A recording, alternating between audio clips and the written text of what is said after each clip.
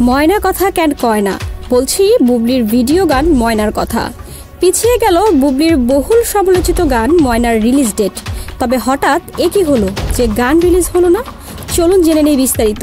যুক্তরাষ্ট্রে যাওয়ার আগে চিত্রনায়িকা শবনম বুবলি ময়না শিরোনামের একটি গান ভিডিও চিত্রের শুটিং শেষ করেছেন, যেটিতে ছিলেন বুবলির সহশিল্পী শরাফ আহমেদ জীবন। ময়না গানটি গেয়েছেন কোনাল ও নিলয়, গানের কথা লিখেছেন আসিফ ইকবাল এবং সুর ও সঙ্গীত করেছেন কলকাতার আকাশ সেন।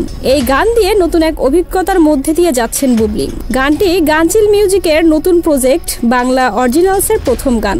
বড় বাজেটে ফিল্মি স্টাইলে নির্মিত হয়েছে ভিডিওটি। এক সংবাদ বিজ্ঞপ্তিতে এ তথ্য জানানো হয়।